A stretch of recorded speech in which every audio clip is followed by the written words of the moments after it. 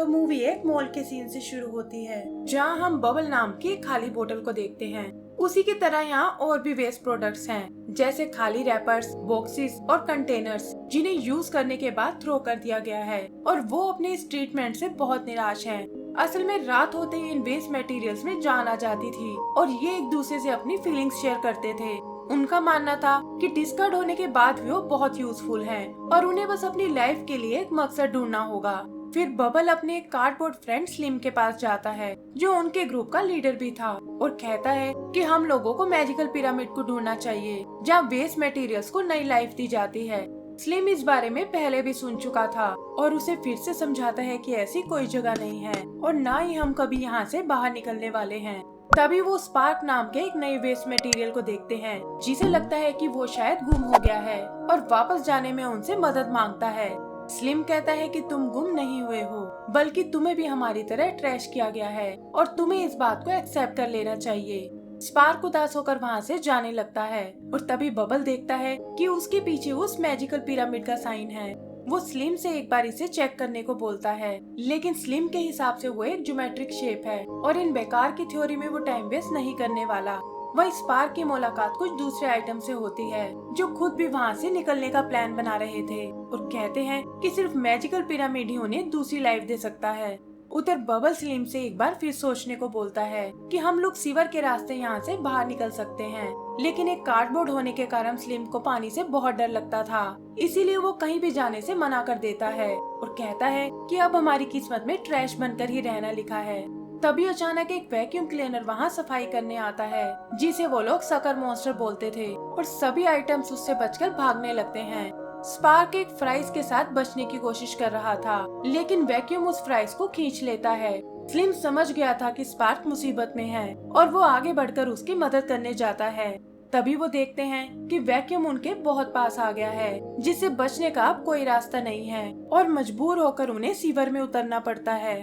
वहाँ से निकलकर वो एक रोड पर आते हैं और स्लिम कहता है कि सुबह होने तक हमें छुप कर रहना होगा, ताकि बाद में वापस मॉल में जा सके। यही स्पार्क की नजर एक पोस्टर पर पड़ती है, जहाँ उसके जैसी एक तस्वीर बनी हुई थी और उसे लगता है कि शायद वही उसका असली घर होगा। बबल उसे वापस उसके घर ले जाना चाहता था, लेकिन स्लिम को यह आइडिया बहुत डेंजरस लगता है कि इस तरह वो लोग खतरे में आ जाएंगे। तभी एक पुराना ड्रॉअर उनकी तरफ भागते हुए आता है और बबल को लगता है कि शायद उसके पीछे सकर मॉन्स्टर पड़ा है। तब वो स्लग नाम का ड्रॉअर उन्हें बताता है कि ये सकर से भी खतरनाक मुसीबत है, जिन्हें वो लोग प्रीडेटर्स बुलाते हैं, और अगर इनके हाथ लग गए तो इससे बुरा कुछ नहीं हो सकता।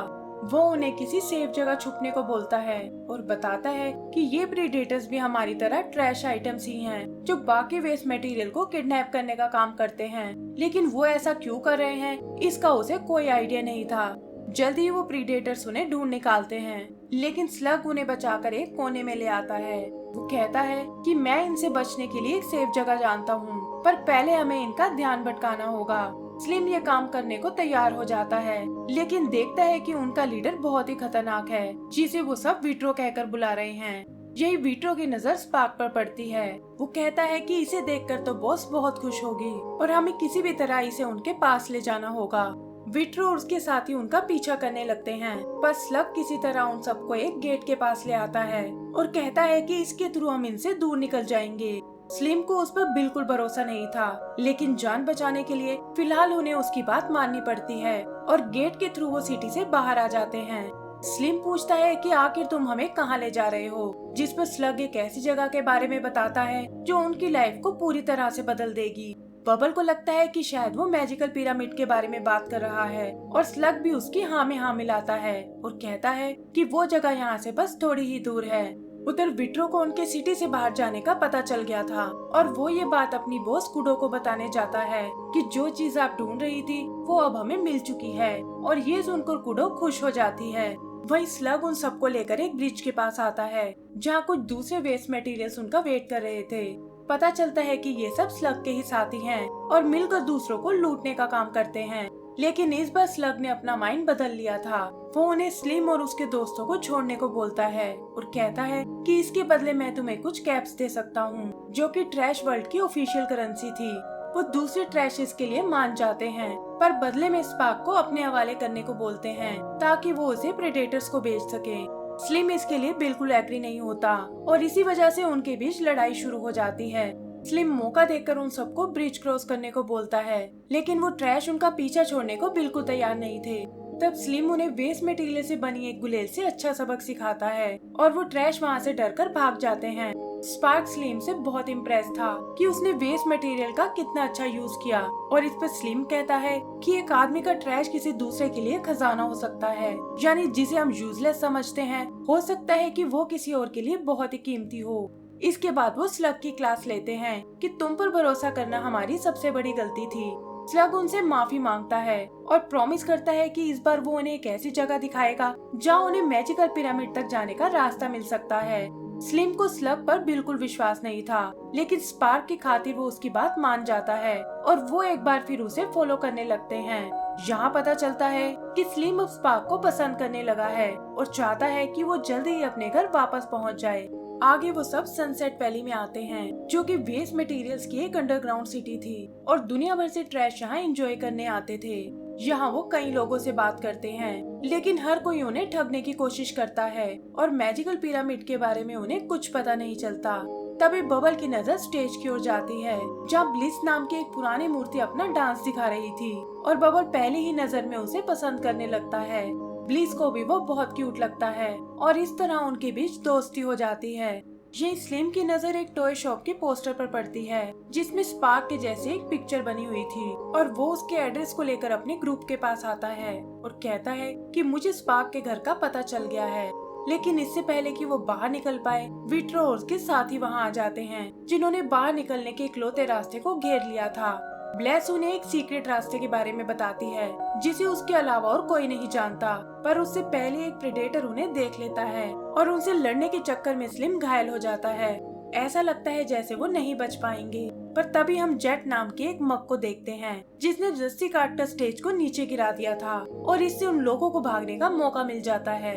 ब्लिस उन्हें एक सीवर के थ्रू अपने हीलर के पास जाने को बोलती है और कहती है कि मैं यहाँ रुककर उनका ध्यान भटकाऊंगी। बबल इसके लिए बिल्कुल एग्री नहीं करता, लेकिन ब्लिस की जिद के आगे उसे झुकना पड़ता है और जल्द ही वो लोग उस हीलर के पास पहुंच जाते हैं। हीलर एक टेप की मदद से स्लिम को ठीक करता है और पूछता है कि आखिर ये चोट तुम्हें कहां से लगी है।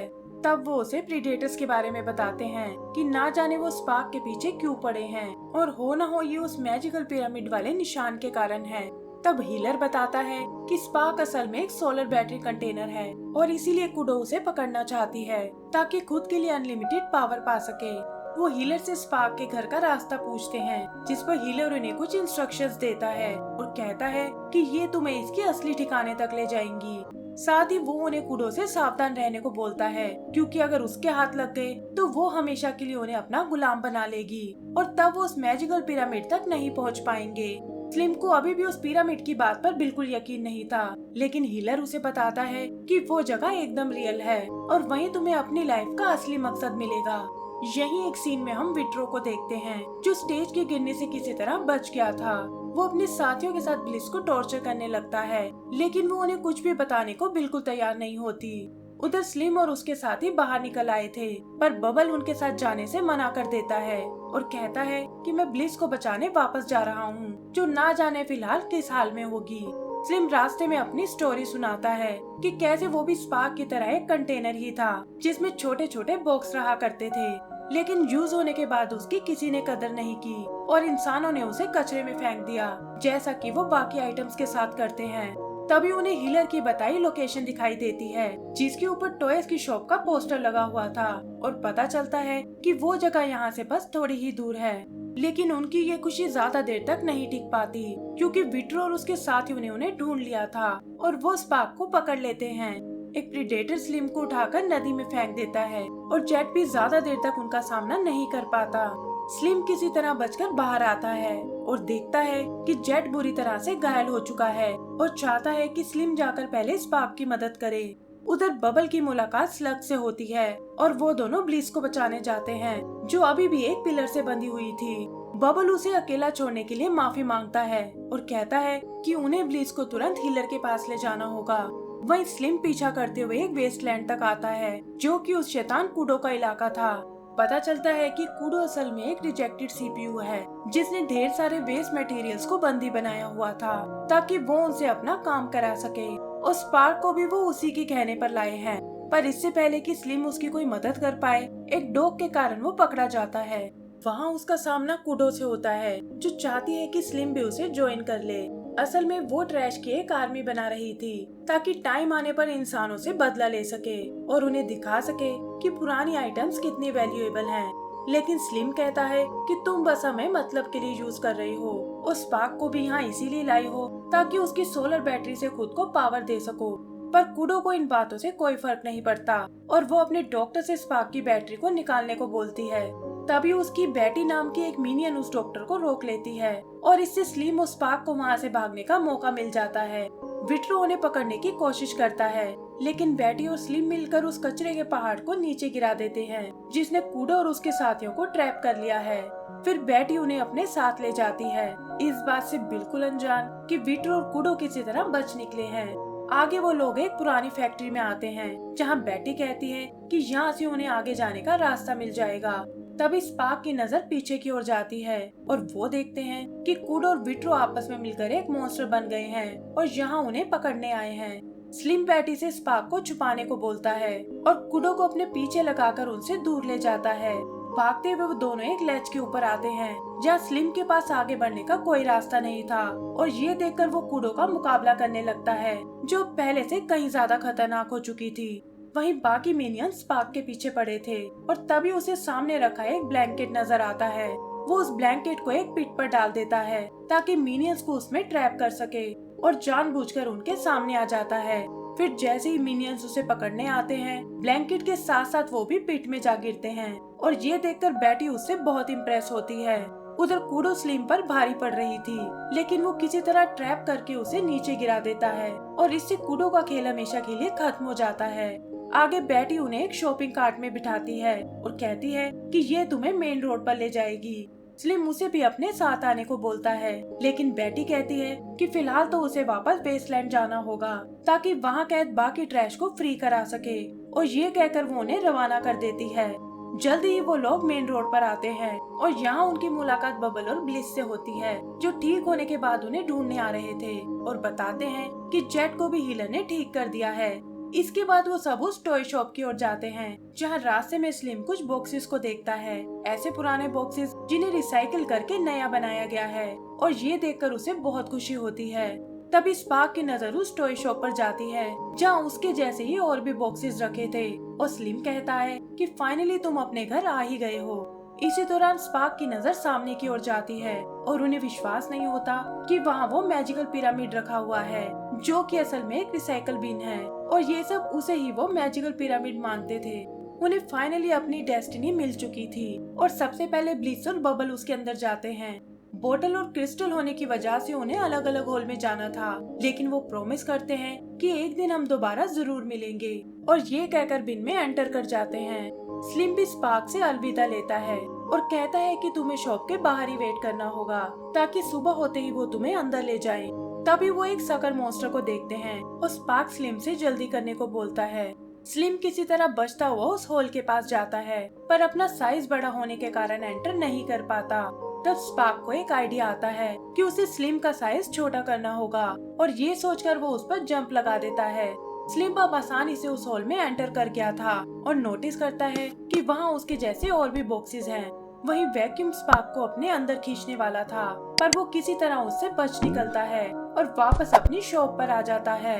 आगे हम स्लिम को देखते हैं जो अभी अभी नींद से जागा है और देखता है कि अब वो रिसाइकल होकर एकदम नया बन चुका है और पहले की तरह उसके साथ वो छोटे बॉक्सेस भी हैं। ये देखकर वो बहुत खुश होता है और तभी उसे स्पार्क का ध्यान आता है कि ना जाने वो किस हाल में होगा। फिर टॉय शॉप पर जाकर वो देखता है कि स्पार्क का वहाँ कोई अता पता नहीं है और डिस्प्ले में भी अब नए टॉयज लगे हुए हैं।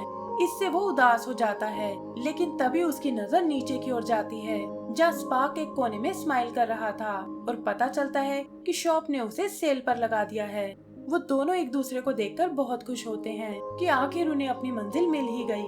क्रेडिट्स में दिखाया जाता है कि बबल और ब्लिस भी अब रिसाइकल हो चुके हैं और जेट भी उन्हीं के साथ है और इसी के साथ हमारी ये मूवी खत्म हो जाती है। तो दोस्तों, अगर आपको ये मूवी पसंद आई हो तो प्लीज हमें लाइक एंड सब्सक्राइब करना ना भूलें। Thank you.